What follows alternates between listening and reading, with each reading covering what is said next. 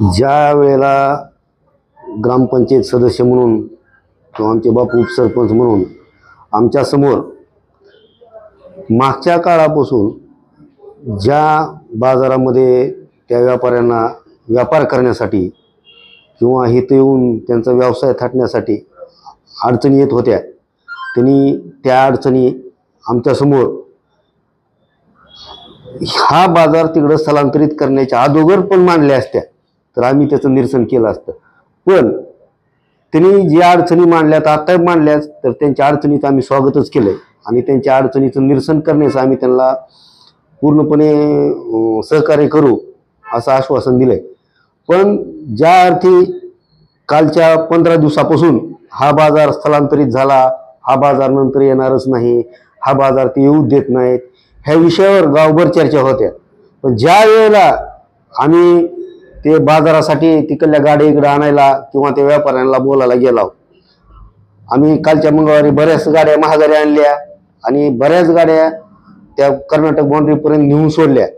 पण ह्या सगळ्या प्रवासामध्ये ज्या वेळेला तुमच्या आणि सोलापूरच्या स्थानिक पत्रकाराच्या मदतीनं आमची आणि त्यांची बैठक घडून आली काल विश्वासापा शिंदे आपले नेते यांच्या कार्यालयामध्ये, तर त्यावेळेला त्यांनी आम्हाला सांगितलं की बाजारामध्ये पाणी नाही, लाईट नाही किंवा राहण्याची व्यवस्था नाही किंवा त्या बाजारामध्ये चोऱ्या माऱ्या होत्यात, तुमचा जो ठेकेदार आहे तो ठरलेल्या ठराविक रकमेपेक्षा जास्त रक्कम घेतो, अशा त्यांनी अनेक अडचणी सांगितल्या. आता त्याबद्दल्या अडचणीमध्ये तथ्य पण आहे. समजा आम्हाला माहीतच नव्हतं आमच्या पडद्याआड काय होतंय, एखाद्याला ठेका दिल्यानंतर आम्ही त्या ठेकेदाराकडे कशाला विचारत जातो तू किती घेतो काय नाही, आणि त्यांनी हे स्थलांतरित करायच्या अगोदर आम्हाला सांगितलं नाही. त्यांनी डायरेक्ट बाजार उचलायचा प्रयत्न केला आणि तिकडे जाता. मग ह्याच्यावर तोडगा काढण्यासाठी आपण ज्या वेळेला काल सगळेजण मिळून गेलो त्यावेळेला त्या व्यापाऱ्यांना आम्ही विनंती केली, जो बाजार भरवते सोलापूरमध्ये भरवला त्यांना विनंती केली. त्यांना आम्ही विनंतीमध्ये एवढंच म्हणलं की आमची विनंती तुम्हाला अशी आहे की बाबा मंगळवारचा बाजार मुरुडचा आहे, 70 वर्षाची परंपरा आहे, ही आम्हाला मोडायची नाही. आम्ही आमच्या पद्धतीनं तुम्हाला सुविधा देऊ, तुम्ही मागचाल ती मागणी मान्य करू, पण आमची विनंती आहे तुम्हाला की तुम्ही मुरुडला उद्याच्या मंगळवारी बाजारला या. आणि त्यांनी आम्हाला आश्वासन दिले की आम्ही उद्या मंगळवारी येतो आणि आम्ही त्यांना सांगितले आल्यानंतर आम्ही तुमचं स्वागत करू, सत्कार करू, तुम्हाला व्यापारासाठी जे काय लागते ती मदत करू, हे आम्ही त्यांना आश्वासन दिलेलं आहे. आणि कालची चर्चा इतकी सकारात्मक झाली की त्या व्यापाऱ्यांनी चांगला प्रतिसाद दिला आणि आमच्या बाजूनं आपल्या बाजूनं बी आम्ही त्यांना चांगला प्रतिसाद दिला, त्यांना आश्वासन दिले. त्या पद्धतीनं आम्ही मुरुड ग्रामपंचायतच्या वतीनं उपसरपंच असतील, सरपंच असतील, सर्व सदस्य असतील, तिथं काय सुखसुविधा करता येतील त्याच्यापेक्षा अधिक काय करता येईल ह्याचा प्रयत्न करू.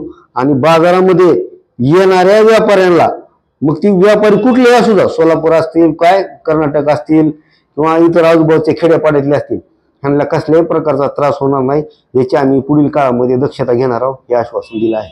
धन्यवाद. सोलापुर के अंदर जो बाजार भरा था भाई मंगल के दिन, जो मुरुड बाजार के अंदर जो तकलीफ हुई थी उसके सिलसिले में हम बाजार सोलापुर लाए थे और 2 बाजार हुए. और इंशाल्लाह अभी जो है ये मीटिंग जो है उस्मानाबाद के अंदर मीटिंग हुई.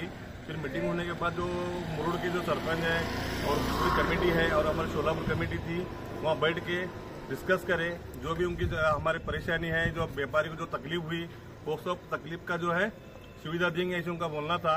और जो भी उनके हाथ से गलती हुई वो गलती की भी माफी मांगना चाहते हैं और जो भी है आगे का हमारे वापस बोलेंगे.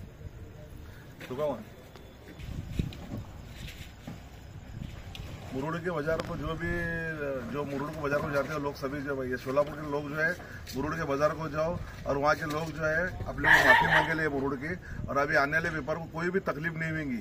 और वहाँ इन्होंने जो है धाराशिव के अंदर बैठ को बोले ले हैं, अगर कोई